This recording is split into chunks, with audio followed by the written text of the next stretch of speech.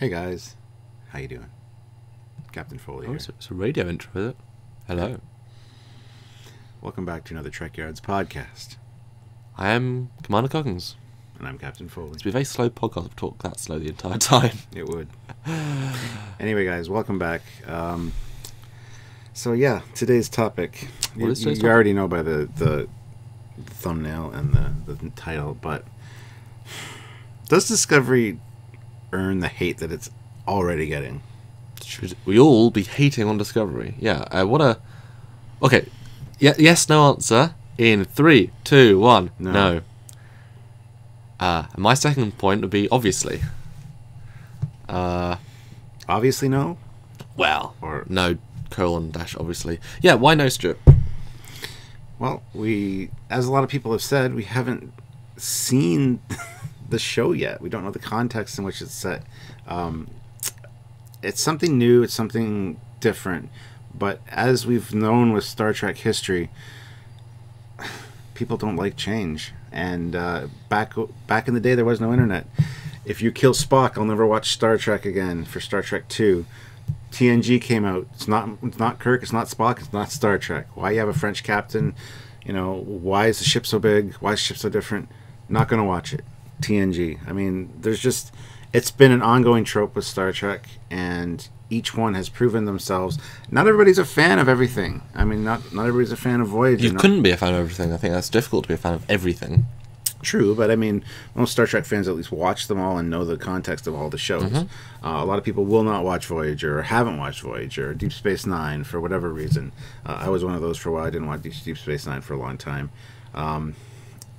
Enterprise, again, I was one of those guilty of that, saying, you know, it came in and messed with my canon, screwing with my timeline. You know, so I understand I've never once wanted to boycott a Star Trek, though. That's just silly to me. And I know that there's a lot of hatred for CBS because of what happened with a certain fan film production and kind of introducing the guidelines. But we don't want to kill Star Trek. We've been trying to keep it alive actively for 3 years almost, producing God knows how many videos. I'm just talking about Star Trek fans, not just us. True. But also us. We do try. Boycotting CBS and Discovery, you want to kill Star Trek. You don't want them to produce anymore, because if they see it's not successful... Well, the thing about boycotting is you say you're going to boycott it, but guess what? You're going to watch it either illegally, I'm not going to pay them, or you're going to watch it when it's all out on Netflix, and you're already paying for Netflix or something. And so you're going to boycott it when it comes out, when it matters, and then when it's finished, you're going to watch it, enjoy it, and a year later enjoy it even more, and oh no, it's not coming back. I just think the idea of hating anything, I don't hate very much at all. You know, when the JJ films came out, the Kelvin timeline messed up more than it got right in terms of continuity and feeling things, but I didn't hate them. Hating is such a strong word. You look at the good and you look at the bad, and you come to an opinion of I dislike it or I like it. Mm-hmm. Hate is not appropriate, especially for Star Trek, where it's about creativity, about the future, about being open, loving society. Obviously, yes, then TNG got more interpersonal conflicts, but that's just life. Hating something and being so vitriolic against something.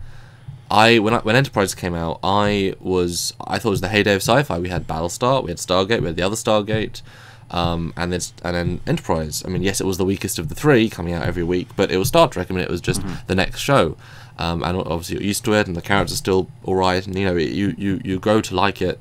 I wouldn't have considered not watching it. I mean, it's Star Trek. You want to watch the show, and so yeah. And to be perfectly fair, out of a historical context, you can't hate something you don't know anything about.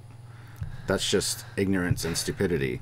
I, for one, am one to freely admit I do not like the JJ films. I'm not a huge fan of them. I've heard you say that on a couple of occasions. However, I've watched them many times each. They are still Star Trek. They are still Star Trek. They have aspects of them which I do enjoy. But to actually say you dislike something, you need to have a backing and the knowledge base to actually make that point valid. And the only way to do that is to actually watch it and actually learn about it. To just hate something for the sake of hating it and not watch it, that's just childish. I think for the sake of it is in essence what's happening, but people will disagree because if they've seen a trailer hollow released images, and it doesn't conform to any of what we would associate as Star Trek. So there is certainly some motivation, but without context. I mean, the fact is, we do know some things, because we at Trekyards have done a lot of videos on breaking down the trailer and seeing the technological aspects, and we've made those every time we ask the question: is it canon? Is it not canon? Is it Prime? Is it JJ? Is it reboot? What is it? So there is stuff there, but guess what? We don't know the reason, the rationale. If you look to the JJ verse as this is a reboot, it's one thing. As soon as you know it's linked to Prime, whatever, it's like the Kelvin on its own would have worked if it was just a reboot. The fact that it's in the Prime timeline makes it not work, because it's not a reboot. But you wouldn't know to know that unless you just saw the film. So we have no idea. For the Klingons, there's probably a reason, we hope. For the ship designs, there might be a reason, we hope. To hate something, you can have an instinctive bad taste in your mouth, or say, oh, that does not look good. That should be the full nature of your... Everyone's allowed to think what they think. But to go straight from, that's not a transporter room, to, I hate everything! No! It's like, dude, it's a television show. While we spend our lives, or at least have the last 3 years, analysing, we are looking for the creative good and bad in these things. That is what is good about TV. It's what good about fiction. It's about looking for those cool artistic things, even if you disagree. And as we've said a few times in the past with discussions on Discovery, looking back in 10 years from now, it'll be interesting to see how things have changed and how the landscape has changed. And people are going to love Discovery, maybe. It's going to be the best thing since sliced Star Trek. I don't know. But we'll look back and go 10 years ago. You remember people boycotting this because of CBS and the guidelines? If only they knew it would be so good and, bring a new era to Star Trek. I don't. Well, because Next Generation definitely did. The renaissance of Star Trek. And people were so adamant to hate TNG because it wasn't their Star Trek. And it's just bizarre. I mean, I know TNG starts with a rocky start, but all the characters are good. Actually, are maybe less so. But it's such a good cast of characters. Interesting. They tried to make a diverse thing. I mean, TNG had such a good what it could have been. I mean, though 3 years of a television show is a long time for it to get good, or 2 years. Stargate SG-1 first season is okay. Season 2 really good. It jumps right into it. Stargate Atlantis good from the start. Farscape pretty good season 1, but a little bit rocky. Babylon 5, a little bit rocky. Everyone takes some time to grow. Enterprise, that took until season 3 to really shine. Episode 4 had its feet. Voyager, it was okay from the start. Had a slow momentum, I think. As soon as 7 and 9 came in, the stories got better. DS9, what do you always say about DS9? First 3 seasons suck. Get through the first 3 seasons and you're good. So, and TOS is actually good from the start. That's kind of an interesting exception. TOS is sort of good throughout, and some sort of bad episodes throughout. So Discovery, I mean, if anything, we should give it the 1 season to sink or swim, to burn down or not. And if it's okay, then you say, well, you know what? It's on par with TNG, DS9, Voyager, and Enterprise. It wasn't great for the first season. Then you give it a second year, okay, it's on par with DS9 and Voyager and TNG. You give it a third season, oh, it's still doing badly? Okay. Now it's fading a little bit. But guess what?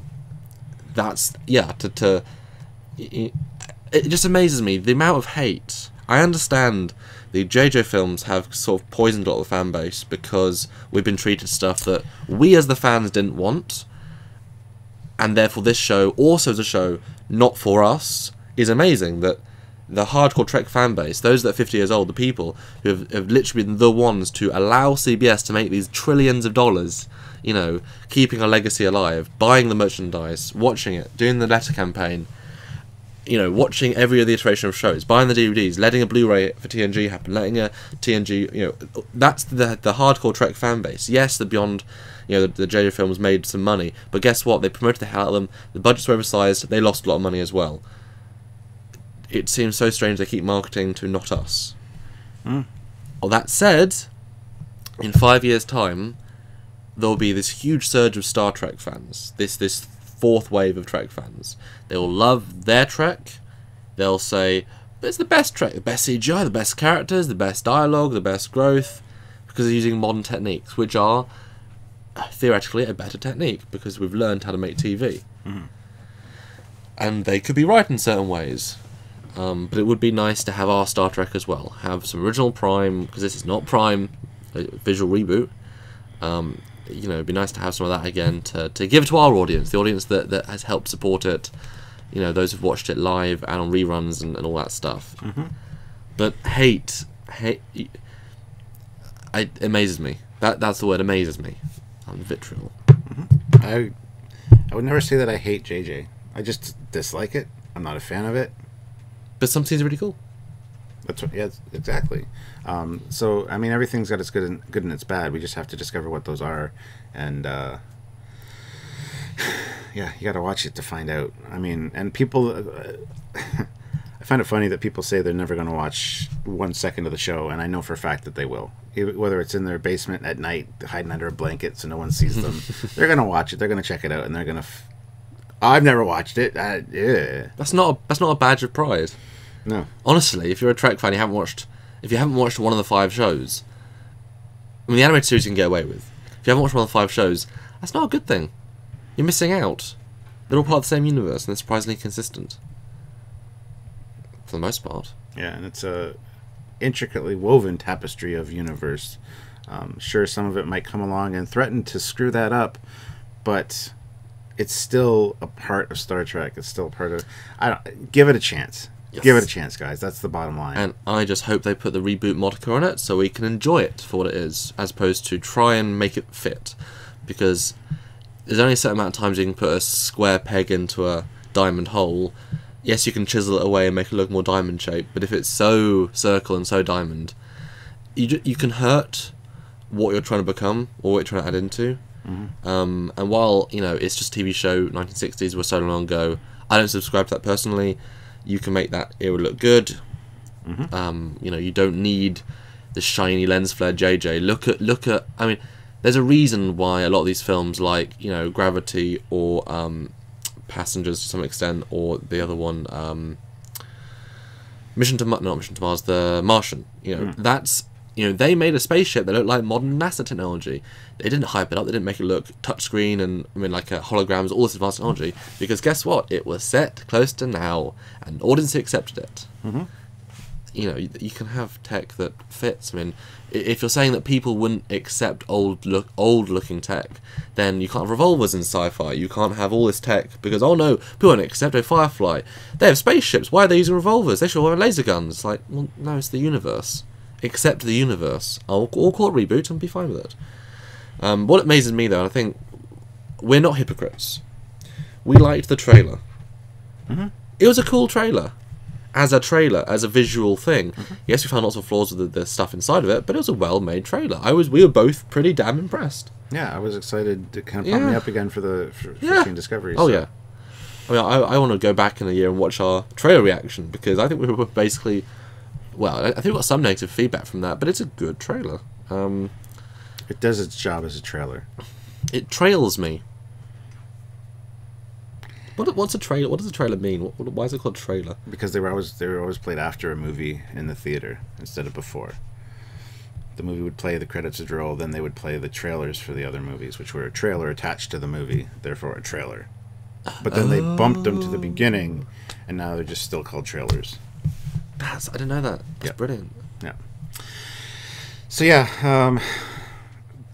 Well, is it okay? Is there any reason to hate Discovery? Like, could you see the other point of view? We're basically saying no here. Well, a lot of people hate it because of the way the Klingons look, the redesigned Klingons. But again, there could be a reason for this. We don't know because we haven't seen the Klingons in the context of the episodes. Who knows? Well, it's like going into anything. If you go into a film or a TV show with high expectations because you think you're going to love it, doesn't live up to them, you'll have less of opinion. If you go with no expectations, it's actually really well made, you'll enjoy it more. If you go in thinking you already hate something and you go in, it's going to bias you. I think we both went into Star Trek Beyond with the bias of but also no expectations, and boy did it blow past those. That's the thing with JJ even, for me. I went in really wanting to really like it, and I saw that movie 7 times in theater, 2009. I saw it 7 times in theater, and I look back at my Facebook post and it was, Star Trek was such a great movie, and the more I watched it, the more little idiosyncrasies I found and pulled out of it as a Trek fan. I went, that doesn't make sense. That doesn't make sense. The first time I ignored it. The first time I just sat there and enjoyed it. And there are still aspects that I enjoyed that I remember the first time watching it going, wow, that's impressive. They did that right. That's amazing. There's still those pieces. There's still those moments in the movie for me, but I gave it the opportunity to unimpress me, because there are so many things that the more you watch, you just go, oh, yeah, oh, okay, so it changes my feel for the movie, and then I went into the other ones kind of expecting that, and yeah, I didn't enjoy them quite as much, except for Beyond actually really impressed me. It very much felt like an episode of the original series, straight from the start. I mean, yeah. Well, the thing is, films, at the end of the day, something is like this, is film and TV is entertainment. It's there to make money, so you can make more of it, to make more money, because people want to watch it, because people enjoy it. Mm-hmm. And the Star Trek films, except Beyond, is a surface level film. You enjoy it, but as soon as you start analysing it or thinking about it, now, for most people, they don't do that, because why would they? It's a film. You don't look at, like I said, The Martian, you don't say, well, I haven't read the book, so I'm not saying, oh, well, this character should be 10 years younger. Or, I just enjoy it on the surface level, and I might go back and watch it and say, oh, that's a good bit of dialogue again, but I'm not analysing the universe. But mm-hmm. Guess what? Almost nothing in the world has 50 years of life behind it. I mean, Doctor Who, they're interesting at how they try and redo things. I mean, they show old villains. Some of them I like. It's like, well, that's a bit different, but clever. The one exception I didn't like was the Cybermen, the new Cybermen, the original new Cybermen, I should say, because they were an alternate universe one, and then they start treating them like the Cybermen as the same advanced race. It's like, no, they're alternate Earth. Like, there are real Cybermen out in the universe. These are not Cybermen. These are alternate Cybermen. So why? There's one episode where they literally call them Cybermen from the stars, and it's like they never got off Earth ever. So how on earth are they? So those sorts of things, it's like, that's not what Cybermen look like, and you can't make that excuse. That's just lazy. That's surface level. Mm. But these shows that have a history, if you ignore that, why are you even calling it Doctor Who? Why are you calling it Star Trek? I mean, or it's like Battlestar Galactica. They rebooted. They did a fantastic job. They paid great homage to the original. Yeah. And it was done properly. Yeah. That's exactly right. They created their own world with their own rules, and then they reintroduced little bits in their own way. And you can't say, well, this doesn't fit to canon, because it's their own canon, mm-hmm. but they're very clever with it. And if Discovery would just come out and say that, we can go, all right, now we can look at this on a different level. Let's really get to the heart of the matter. But as it is, with the way they're presenting it, kind of saying it's prime, unfortunately, yeah, it's going to perturb a lot of people, but it's still not going to prevent me from watching it. Or hating it, per se. Well, the irony is, we are in a very unique position. Just like Irish Trekkie and some other podcast people, you guys look to us for news, reviews, thoughts, because we do take this sort of balanced-ish approach. And, you're expecting us, as you have for all these videos, to look at these shows, to really watch and to produce videos which need to overanalyze. And so when the show comes out, I'm hoping we can sit back and enjoy it as a viewer. Because, boy, I think we've got I feel pressure, personally, that we're going to have to, as soon as it comes out, Stuart, get on the Skype, let's make videos, let's put them out, let's capitalise on the views, and it's like, that is actual work for us, because you guys want the analysis, you want the details, you want us to think it through, mm-hmm. so you don't have to, sort of thing, and so to watch it the way we are going to have to watch it, I mean, there is no surface level for us, pretty much. As soon as we've finished watching it, we're going to have to think and break down. And I don't know if that's going to be funner or less. Yeah, like, I'd love to just sit down and actually watch the first episode and enjoy it. But I know going in, I'm going to be looking for every little thing and just deciding what I'm going to say to you fine folks while I'm watching it. I do want to watch it once and then go back and rewatch it and kind of reanalyze it. Yeah. But I don't know if I'll be able to really turn my brain off and just enjoy the first viewing, which is a shame. But you did for 09. Did you turn your brain off? I didn't have Trekyards back in 09. No. I just was really looking forward to brand new Star Trek. Did you turn your brain off for Beyond? I tried. I went in. I really wanted to like it. Yeah, that's nice. That's good. That. Yeah. See, I'm not closed-minded. I mean, I don't like the JJ Trek, but I did try to go in going, okay, this one was going to be better. It was better. And it was a little bit better. Do you remember my favourite moments of Beyond, which literally made me go out of the moment and turn to my mum and say, oh my god!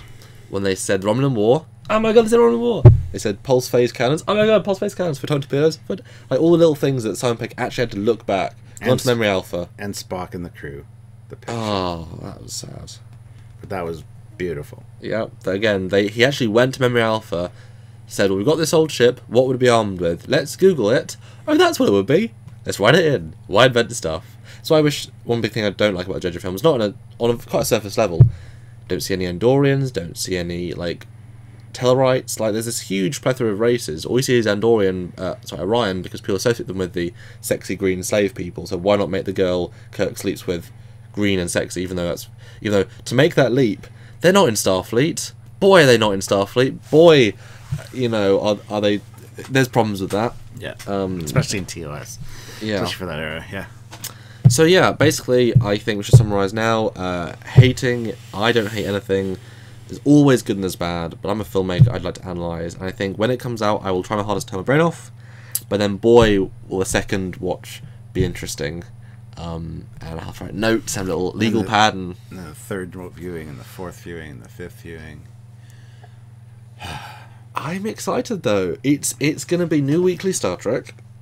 And it's got production values we've never seen before. It's not what we've said about movies, only can tell one story and it has to end in 2 hours and they've got to have a villain that you've got to kill.